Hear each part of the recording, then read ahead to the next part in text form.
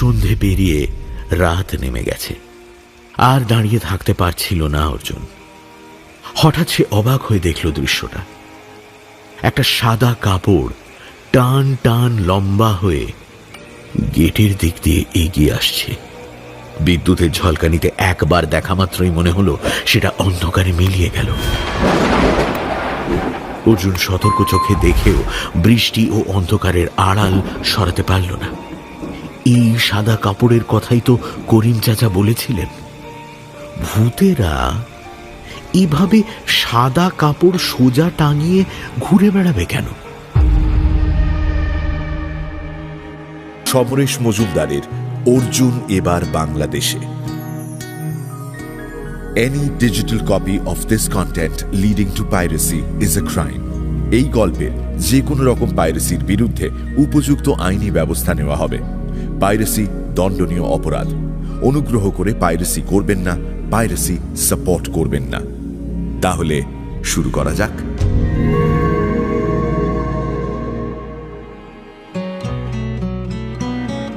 অমল সোম এখন মানেভঞ্জনে থাকেন। বয়স বাড়ার পরে অমল সোমের মধ্যে একটা পরিবর্তন হয়েছে। ইদানিং তিনি তার শিষ্য অর্জুনের সঙ্গে যোগাযোগ রেখে চলেছেন। জলপাইগুড়ির হাকিমপাড়ায় বাড়িতে থাকেন বড়জোর 2 মাস। বাকি 10 মাস পাহাড়ে পাহাড়ে কাটিয়ে দেন। কয়েক মাস হলো তিনি রয়েছেন মানেভঞ্জনে। কিছুদিন আগে অর্জুনকে ফোন করে বলেছিলেন, একবার ঘুরে যেতে পারো, জলপাইগুড়ি থেকে তো বেশি দূরে নয়। মাকে নিয়ে অর্জুন রওনা দিল। শুকনা ছাড়াবার কিছু পর থেকেই পাহাড় শুরু হয়েছিল। সেই পাহাড় বড় হতে হতে যখন পর্বত হয়ে গেল, তখন ঘুম সুখিয়া পোখরি হয়ে মানেভঞ্জনে পৌঁছে গেল অর্জুনের গাড়ি। এখন দুপুর 2টো। একসময় গাড়ি জমজমাট এলাকা ছেড়ে সুরকি বিছানো পথ ধরল। এক পাশে খাদ, অন্য পাশে পাহাড়, মাঝে মাঝে বাড়ি। ইতিমধ্যে ঠান্ডা বেড়ে যাওয়ায় অর্জুন নীল পুলোভার পরে নিয়েছে, মায়ের গায়ে শাল। ক্রমশ পথটা অত্যন্ত নির্জন হয়ে গেল। মানুষের দেখা পাওয়া যাচ্ছে না। একসময় ড্রাইভার হাত দেখিয়ে বাংলোটা দেখালো। দেখে মুগ্ধ হলো অর্জুন। রাস্তার গা ঘেঁষে সিঁড়ি উঠে গেছে কয়েক ধাপ, তার উপর চাতাল, চাতালের ওপাশে ছবির মতো বাড়ি। সিঁড়ির এক পাশে খানিকটা খোলা জায়গা দেখে সেখানে গাড়ি পার্ক করলো ড্রাইভার। ওরা গাড়ি থেকে নামতেই ওপরের দরজা খুলে একটা নেপালি ছেলে দৌড়ে নেমে এলো। তারপর অমল সোমের গলা কানে এলো, সুস্বাগতম, হোয়াট আ প্লেজেন্ট সারপ্রাইজ। আপনি এসেছেন আমার কি সৌভাগ্য। নমস্কার। নমস্কার। নমস্কার। কোনো অসুবিধা হয়নি তো? না না, একদম না। কেমন আছেন? আমি তো কখনো খারাপ থাকি না। আসুন করে আসুন। অর্জুন, তুমি কাল একবারও বলনি তো মাকে নিয়ে আসছো? আসলে আমার উপর সেরকমই নির্দেশ ছিল। এই বাংলো এরুলে 4টে বেডরুম। অর্জুন, এই দুটো তোমাদের। তোমরা ফ্রেশ হয়ে নাও, লাঞ্চ তৈরি আছে, আমি ডাইনিং রুমে অপেক্ষা করছি। এই বলে অমল সোম বেরিয়ে গেলেন। লাঞ্চে ছিল ভাত, ডাল, ভাজা, তরকারি আর রুই মাছের কালিয়া। খেতে শুরু করে মা জিজ্ঞাসা করলেন, কে রেঁধেছে? অমল সোম বললেন, শ্যাম, আমার যাবতীয় সাংসারিক কাজকর্ম ওই করে। এই বাংলো কি আপনি ভাড়া নিয়েছেন? আমার এক বন্ধু জয় বাহাদুর থাপার বাংলো এটা। কয়েক মাস থাকতে চেয়েছিলাম ভাড়ার বিনিময়। শুনে ভদ্রলোক খুব আহত হয়েছেন। বহু বছর আগে উনি আমার দ্বারা সামান্য উপকৃত হয়েছিলেন, সেটা তিনি ভুলে যাননি। খাওয়া শেষ হলে ওরা 3 জনে গিয়ে বসার ঘরে বসল। জানলাগুলো খোলা। এখনো পাহাড়ের গায়ে রোদ, আকাশ পরিষ্কার, কিন্তু নীলচে রং খুব হালকা হলেও সেই আকাশ থেকে নেমে এসেছে। অমল সোম বললেন, আজ এসে খুব ভালো করেছো, বুঝলে। আমার এই বাংলোতে একজন গেস্ট এসেছেন। সকালে দার্জিলিং এ গিয়েছেন, একটু পরেই ফিরে আসবেন। আপনার কোনো বন্ধু? না, তবে পরিচিত। ভদ্রলোকের নাম ফৈজুর রহমান। উনি বাংলাদেশের একজন বড় ব্যবসাদার, ইম্পোর্ট এবং এক্সপোর্টের ব্যবসা করেন। ওর ছোট মেয়ে দার্জিলিংয়ে পড়াশোনা করে, তাকে দেখতে তিনি সেখানে গিয়েছেন। ও, তা আপনার সঙ্গে কিভাবে পরিচয় হয়েছিল? আমি শিলিগুড়ির ব্যবসাদার সৈকত আলীর একটি সমস্যার সমাধান করে দিয়েছিলাম। তারপর সৈকত আমার সঙ্গে যোগাযোগ রেখে চলত। একবার ওর সঙ্গে বাংলাদেশে বেড়াতে গিয়েছিলাম, তখন সৈকত আমাকে নিয়ে ফৈজুল ভাইয়ের বাড়িতে উঠেছিল। অত্যন্ত অমায়িক ভদ্রলোক। ওর বড় মেয়ে বিয়ের পর থেকে আমেরিকায় থাকে, ছোট মেয়েকে দার্জিলিংয়ে পড়াচ্ছেন। মেয়ের সঙ্গে দেখা করতে মাঝে মাঝেই আসে। আমি এখানে আছি জেনে দেখা করতে চেয়েছিলেন। আমি তাকে এখানে থাকতে অনুরোধ করেছিলাম। উনি আসায় জানতে পারলাম ভদ্রলোক খুব বিপদের মধ্যে আছেন। কি বিপদ? আর সেটা উনি যদি তোমাকে বলতে ইচ্ছুক হন তাহলে ওর মুখ থেকেই শুনবে। বিকেলে মা আর অর্জুন হাঁটতে বেরোলেও কিছুটা যেতেই পাহাড়ের পেছনে মেঘ দেখে ফিরে আসতে হলো। অমল সোম চিন্তিত হয়ে ঘড়ি দেখছিলেন, কিন্তু তখনই একটা গাড়ি হেডলাইট জ্বালিয়ে বাংলোর সামনে এসে থামল। অমল সোম বললেন, থ্যাংক গড উনি এসে গিয়েছেন। টেনশন হচ্ছিল, বুঝলে, পাহাড়ে বৃষ্টি নামলে সবকিছু আনপ্রেডিক্টেবল হয়ে যায়। দরজা খুলে অমল সোম বাইরে পা রাখলে অর্জুন তাঁকে অনুসরণ করল। গাড়ি থেকে নামলেন একজন ভদ্রলোক, বেশ মোটাসোটা, কালো চুল। ওদের দেখে হাত তুললেন, তারপর গাড়ির দিকে তাকিয়ে বললেন, নেমে আসো। এবার বেরিয়ে এলো একটি অল্প বয়সী মেয়ে। এই অন্ধকার হয়ে আসা মেঘের সন্ধেবেলায় অর্জুনের মনে হলো জায়গাটা যেন আলোকিত হয়ে গেল। খুব ফর্সা, অত্যন্ত সুন্দরী।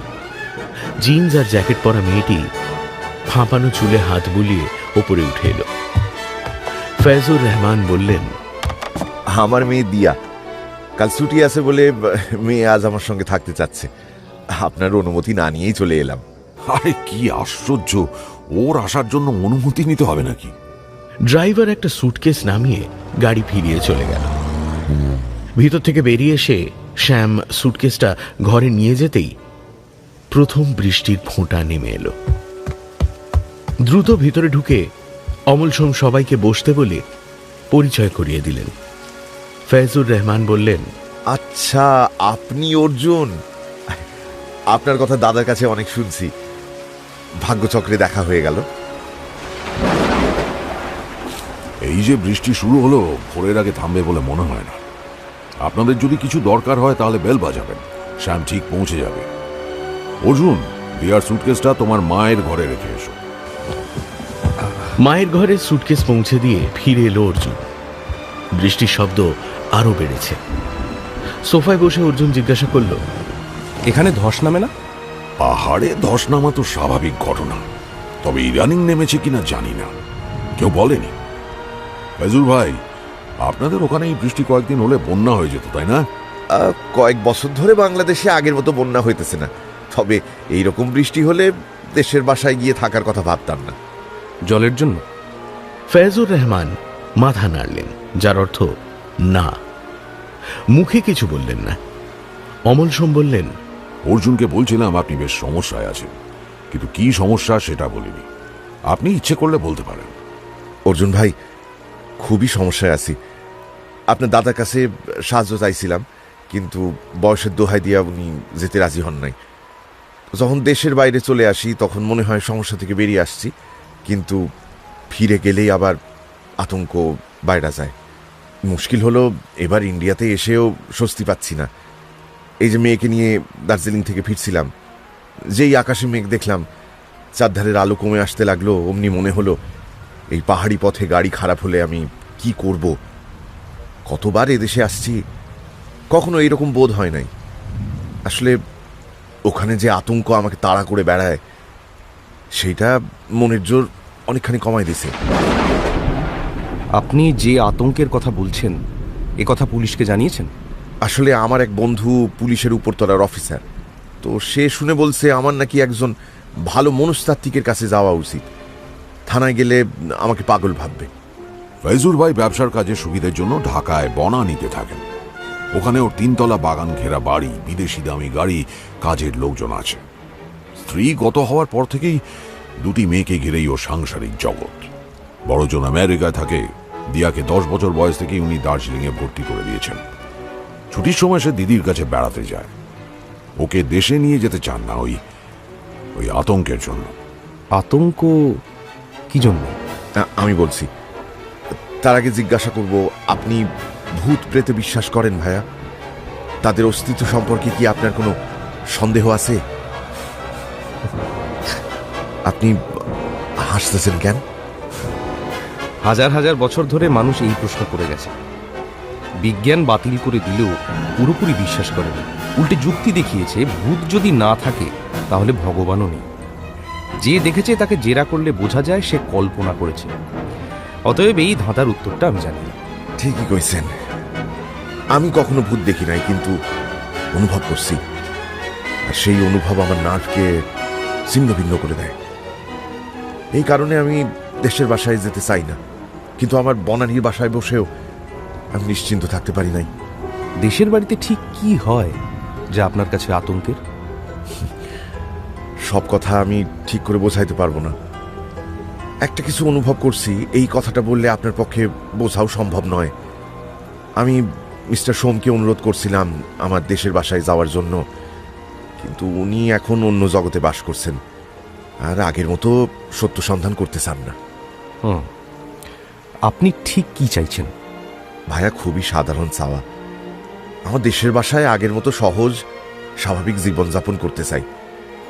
আর এই কাজটির জন্য আমি যথেষ্ট সম্মান দক্ষিণা দিতেও রাজি। আমার মেয়েদের নিয়ে আমি পিতৃপুরুষের বাসায় বাস করতে পারতাছি না। এর চেয়ে বেদনাদায়ক ঘটনার কি থাকতে পারে বলেন? কে আপনাকে বাধা দিচ্ছে?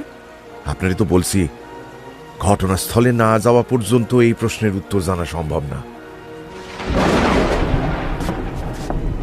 বাবু, চা রেডি। চলুন একটু চা সেবন করা যাক। ডাইনিং রুমের বড় টেবিলের চারধারে সবাই মিলে বসল। অমল সোম অর্জুনের মায়ের দিকে তাকিয়ে বললেন, অর্জুন যদি বাংলাদেশে যায় তাহলে নিশ্চয়ই আপনার আপত্তি হবে না? ওমা, আপনি বললে আপত্তি হবে কেন? তাহলে অর্জুন, ফয়জুর ভাই যখন বলছেন তখন তুমি একবার ঘুরে এসো। আর কিছু না হোক নতুন দেশ দেখা যাবে। আর গিয়ে যদি ফয়জুর ভাইয়ের উপকার করতে পারো তাহলে তো কথাই নেই। আপনার দেশের বাড়ি কোথায়? ঢাকা থেকে 2 ঘন্টা লাগে গাড়িতে। মেঘনা নদীর পাশে আমার বাসা। শেষবার গিয়েছি তা ধরে নেন মাস 3 আগে। রাত্রে থাকতে পারি নাই। অমলদা, আপনিও চলুন না, বেরিয়ে আসবেন। আরে না, এখন আর ছুটোছুটি করতে একদম ভালো লাগে না। আমি তো আছি, কিন্তু তুমি সাহায্য চাইলে নিশ্চয়ই চুপ করে বসে থাকবো না। পরদিন ব্রেকফাস্ট খেয়ে দিয়াকে দার্জিলিং পৌঁছে দিতে গেলেন ফয়জুর রহমান। সেখান থেকে সোজা বাগডোগরায় গিয়ে কলকাতার প্লেন ধরবেন তিনি। আজই তিনি দমদম থেকে ঢাকায় ফিরে যাবেন সন্ধ্যের ফ্লাইটে। গাড়িতে ওঠার সময় অর্জুনের হাত ধরে বললেন, অর্জুন ভাই, যত তাড়াতাড়ি পারেন চলে আসেন, আমি অপেক্ষা করব। জলপাইগুড়িতে কিছু কাজ ছিল, সেগুলো শেষ করতে না করতেই ফয়জুর রহমানের মেইল এসে গেল। টিকিটের প্রিন্ট আউট বের করে অর্জুন দেখল বাগডোগরা থেকে দমদম, দমদম থেকে ঢাকার টিকিট পাঠিয়েছেন ভদ্রলোক, কিন্তু কোনো ফেরার টিকিট পাঠাননি। সকাল 10টায় বাগডোগরা থেকে উড়ে দমদম হয়ে দুপুর 2:30টার মধ্যে ঢাকায় পৌঁছতে পারবে অর্জুন। ঠিক 3 দিন পরে যাত্রা। টিকিটের সঙ্গে একটা চিঠি। এয়ারপোর্টে গাড়ি থাকবে, ফেরার দিন এখনই ঠিক করা যাচ্ছে না বলে টিকিট পাঠালাম না, তবে এর জন্য চিন্তা করবেন না।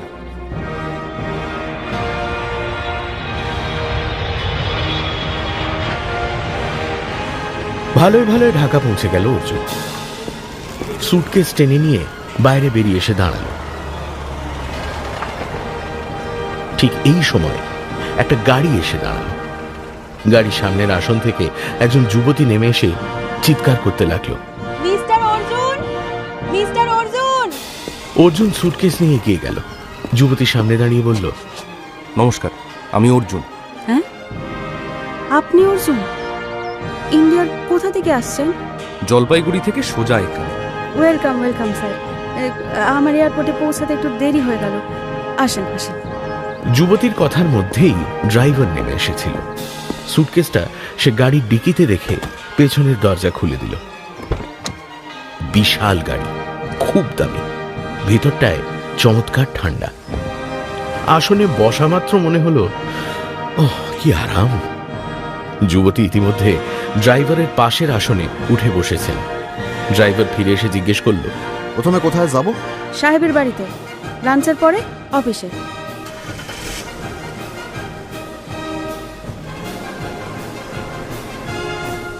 ও অর্জুন বাবু, আমার নাম জোনাকি। ফয়জুর রহমান সাহেবের এক্সপোর্ট ডিপার্টমেন্টে কাজ করি। মানে আপনার কাছে একটা ফেভার চাইতে পারি? হ্যাঁ বলুন। আপনার কাছে পৌঁছাতে দেরি হয়েছে জানলে সাহেব খুবই বিরক্ত হবেন, আমার রেকর্ডটা খারাপ হবে, তাই। আচ্ছা ঠিক আছে। Thank you sir. দোষ আমারই, ট্রাফিকের কথা ভেবে আমার একটু আগেই বাইর হওয়া উচিত ছিল। ওহো, সাহেব এইটা আপনাকে দিতে বলছেন। তারপর ব্যাগ থেকে একটা মোবাইল ফোন বের করে এগিয়ে দিলেন জোনাকি। বললেন, এখন থেকে আপনি এটাই ব্যবহার করবেন। অনেক ধন্যবাদ। ফোন অন করে বোতাম ঘোরাতেই ফয়জুর রহমানের নাম এবং নাম্বার দেখতে পেল অর্জুন।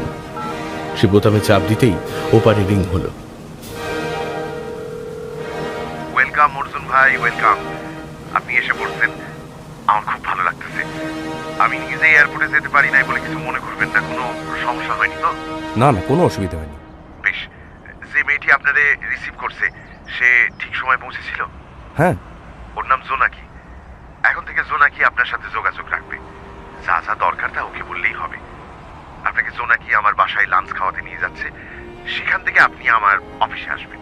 এখন লাঞ্চ না খেলেও চলবে। আপনার অফিসে নিশ্চয়ই চা কফি পাওয়া যাবে। নিশ্চয়ই নিশ্চয়ই। আপনি তাহলে জোনাকিকে বলে দেন যে সোজা অফিসে আসবেন। রাখছি। কথাটা জোনাকিকে জানিয়ে বাইরে তাকালো অর্জুন। এয়ারপোর্ট থেকে বেরিয়ে চওড়া রাস্তা দিয়ে গাড়ি ভালোই চলছিল, কিন্তু এখন গতি কমেছে। দূরে ফ্লাইওভার দেখা গেলেও রাস্তায় গাড়ির ভিড় জমেছে। যে পথটা 40 মিনিটে আসা যায়, সেই পথ ওরা 2 ঘন্টায় এলো। ফয়জুর রহমানের অফিস 7 তলায়, বেশ বড় অফিস, অনেকেই কাজ করেন। ওকে ফয়জুরের চেম্বারে পৌঁছে দিলেন জোনাকি। অর্জুনকে দেখে ফয়জুর রহমান উঠে দাঁড়ালেন। আসেন আসেন আসেন আসেন অর্জুন ভাই, বসেন। হ্যাঁ। ঢাকা কেমন লাগতেছে? এখন অবধি শুধু রাস্তাই দেখতে পেয়েছি। ট্রাফিকের অবস্থা মোটেও ভালো না, তবে আগে খুব খারাপ ছিল। কয়েকটা ফ্লাইওভার হওয়ার পর কিছুটা উন্নতি হয়েছে, বাকিগুলো হয়ে গেলে আর কোনো সমস্যা থাকবে না। এই সময় বেয়ারার চিকেন স্যান্ডউইচ, মিষ্টি, জল এবং কফি নিয়ে এলো। প্লেনের খাবার মোটেই ভালো ছিল না। স্যান্ডউইচ দেখে খিদে পেয়ে গেল অর্জুনের। খেতে খেতে বলল, আমি যে জন্য এসেছি তার সম্পর্কে বিশদে জানতে চাই। নিশ্চয়ই, তবে আজ এলেন, বিশ্রাম নেন, কাল সকালে আপনারা নিয়ে যাব। আজ যাওয়া যাবে না? দেখেন, আমি আপনাকে সাজেস্ট করব ওই বাসায় আজ না যেতে, কারণ যেতে যেতেই আলো ফুরায় যাবে। বাড়িটাকে না দেখে ওখানে থাকা আপনার পক্ষে ঠিক হবে না। বেশ, একবার আপনার গ্রামটাকে তো ঘুরে দেখে আসতে পারি। আপনি বলেছিলেন যেতে খুব বেশি সময় লাগবে না। গাড়িতে একবার পাক দিয়ে চলে আসতে চাই, চোখের দেখাতে হবে। অর্জুন ভাই, আসলে আমি ভাবতেছিলাম কি আগামীকাল আপনার সঙ্গে যাব, তাই আজ খুব জরুরি মিটিং রাখছিলাম। না না, আজ আপনাকে যেতে হবে না, আমি একাই ঘুরে আসছি।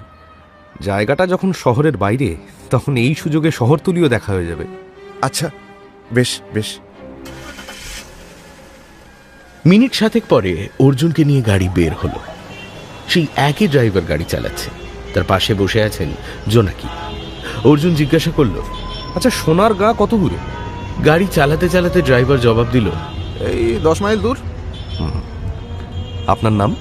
জি, হানিফ। আচ্ছা হানিফ ভাই, যা ডিস্টেন্স বললেন তাতে তো ফিরতে দেরি হয়ে যাবে। জোনাকি, আপনি ইচ্ছা করলে নাও যেতে পারেন। উনি আছেন, আমার কোনো অসুবিধা হবে না। না স্যার, আমি খুবই লাকি, তাই আপনার সঙ্গে যেতে পারছি। বাসায় ফোন দিয়ে দিছি যে স্যারের গ্রামে যাচ্ছি, ফিরতে একটু রাত হবে।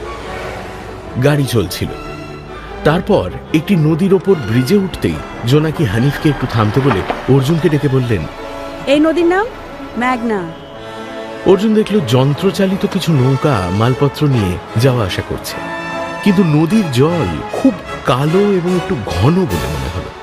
প্রশ্ন করতেই জোনাকি বললেন, 2 পাশে অনেক ফ্যাক্টরি আছে, তারা ব্যবহার করা কেমিক্যাল নদীতে ফেলে বলে পানির রং একেবারে কালো হয়ে গেছে।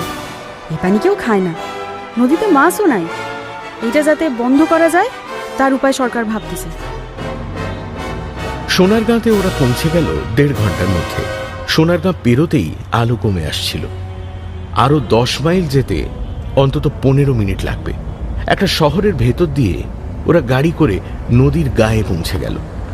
বেশ চওড়া নদীর বুকে অনেকখানি চর। হানিফ সেদিকে দেখিয়ে বলল, স্যার, এটাও মেঘনা নদী। মেঘনা নদী? কিন্তু সেটা তো অনেক পেছনে ফেলে এসেছি। ওই নদী ঘুরে ঘুরে আসছে।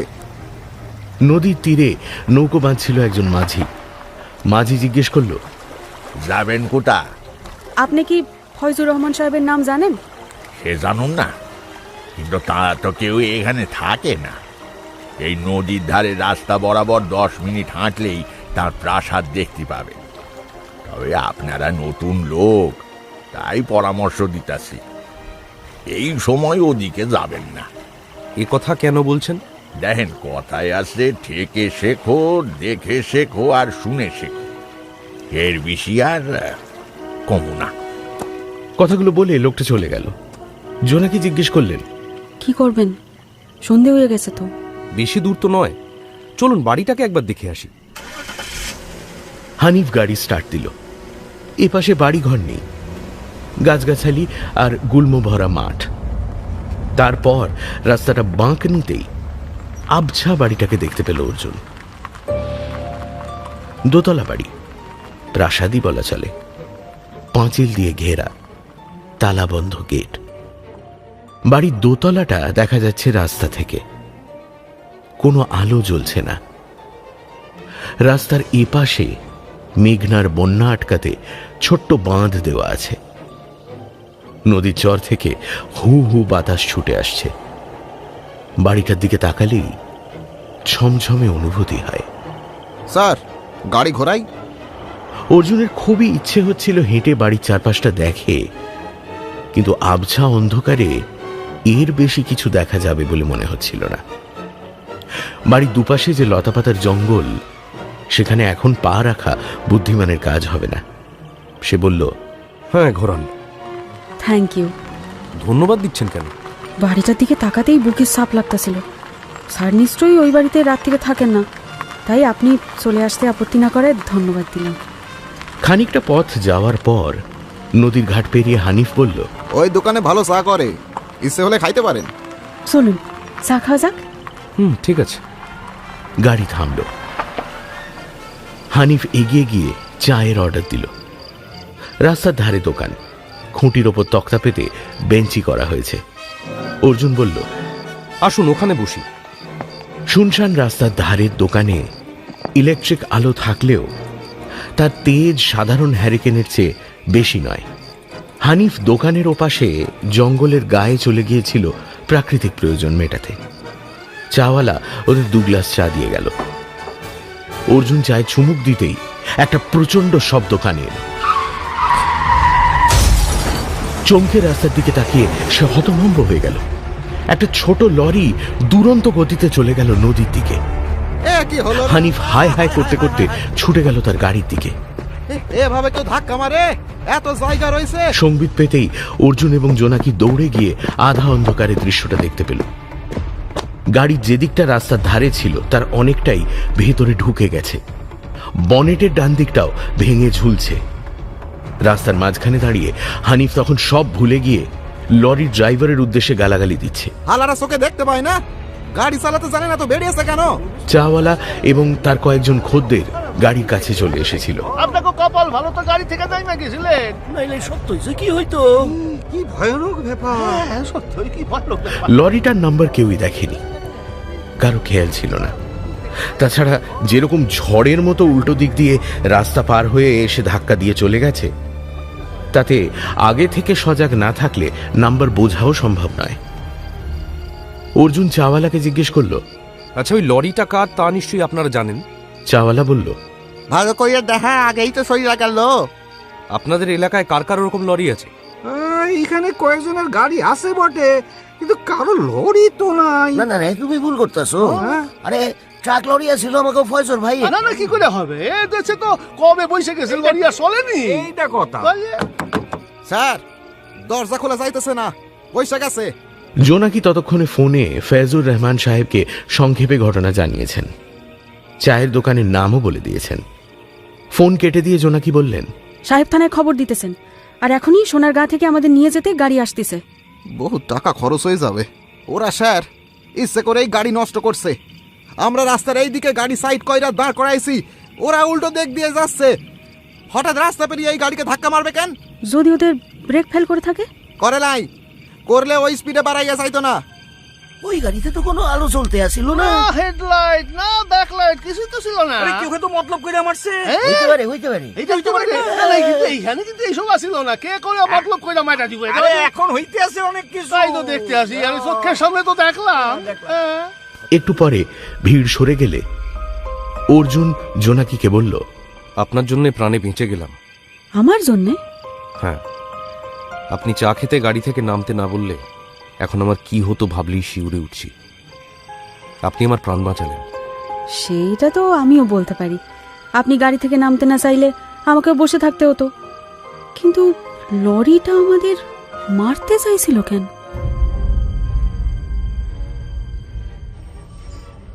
পুলিশ অফিসার একই কথা জিজ্ঞেস করলেন।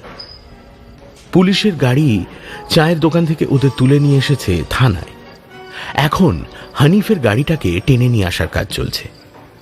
যে সাব ইন্সপেক্টর তাদের সঙ্গে কথা বলছিলেন তিনি অর্জুনদের বললেন, আপনারা তো এই এলাকার মানুষ নন, এদিকে যে আসছেন তা কেউ জানতো না বলছেন, তাহলে একটা লরির ড্রাইভার আপনাদের মারতে যাবে কেন? সে কি করে জানবে বলেন তো যে আপনারা ওইখানেই আছেন? এর উত্তর আমার জানা নেই।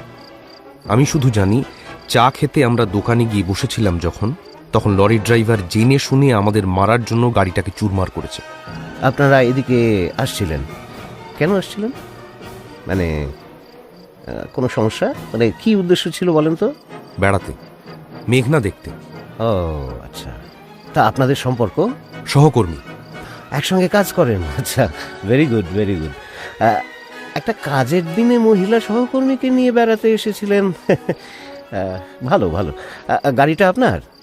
মানে আমি জানতে চাইছি যে ইন্স্যুরেন্স করা আছে? গাড়িটা আমার নয়, নিশ্চয়ই ইন্স্যুরেন্স করা আছে। ওকে, আচ্ছা আচ্ছা। আপনার ঠিকানা? কদমতলা, জলপাইগুড়ি, পশ্চিমবাংলা, ভারতবর্ষ। সর্বনাশ, এই আপনি ইন্ডিয়ান? পাসপোর্ট বের করে এগিয়ে দিল অর্জুন। ছবি দেখে মিলিয়ে নিয়ে ভিসা এবং অ্যারাইভাল স্ট্যাম্প দেখলেন ভদ্রলোক। স্ট্রেঞ্জ, আপনি আজই বাংলাদেশে এসেছেন, আজই এখানে বেড়াতে এলেন, এবং আজই কেউ আপনাকে মারার জন্য টার্গেট করলো। আপনার কপালে কিন্তু অনেক দুর্ভোগ আছে ভাই। আচ্ছা, উনিও কি তাহলে ইন্ডিয়ান? যদি কিছু মনে না করেন আপনার পাসপোর্টটা একটু দেখাবেন। আমি বাংলাদেশের নাগরিক। হ্যাঁ, উনি যে বললেন আপনি ওর সহকর্মী। উনি এখানে আসছেন, আমি ওরে সাহায্য করছি, তাই সহকর্মী। হ্যাঁ, এসআই আহমেদ বলছি। আরে হ্যাঁ স্যার, হ্যাঁ হ্যাঁ হ্যাঁ স্যার, ওরা আমার সামনেই বসে আছেন। আরে কি সমস্যা দেখেন তো, ওরা আমাকে আপনার কথা বলেনি। হ্যাঁ হ্যাঁ স্যার। ও ও আচ্ছা, তাই? ঠিক আছে স্যার, ঠিক আছে স্যার, আমি লরির ড্রাইভারকে যেভাবেই পারি অ্যারেস্ট করব। নিশ্চয় স্যার, নিশ্চয় স্যার। সমস্যা হলো যে ওই গাড়ির নাম্বারটা এনারা কেউ নোট করেননি, মানে ড্রাইভারকেও দেখেননি, তাই একটু সময় লাগবে স্যার। ওকে স্যার, ওকে। এইবার তো আপনি আমার সমস্যায় ফেলে দিলেন। আপনি যে ভিআইপি, এই কথা আগে বলবেন তো। ছি ছি ছি ছি ছি, কি কি অসম্মানের ব্যাপার বলেন দেখি। আচ্ছা, একটু চা বলি। না না, আর চায়ের দরকার নেই। শুনুন, লরিটা যখন নদীর দিকে গেল তখন ধরে নেওয়া যেতে পারে যে ওটা ওদিকের গাড়ি। আপনারা 4 চাকার ছোট লরির খোঁজ করুন।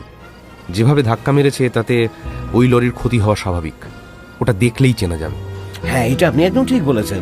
নিশ্চয়ই নিশ্চয়ই। এই সময়ে একজন সেপাই এসে জানালো অর্জুনের জন্য গাড়ি এসেছে সোনারগাঁ থেকে। সাব ইন্সপেক্টর দ্রুত একটা লম্বা খাতায় গাড়ির নাম্বার, ঘটনার খানিকটা লিখে অর্জুনকে দিয়ে সই করিয়ে নিলেন। আমরা এখন যেতে পারি? হ্যাঁ হ্যাঁ, অবশ্যই, চলুন, আমি এগিয়ে দিচ্ছি আপনাদের। বাইরে তখন হানিফ শেখ দাঁড়িয়ে আছে।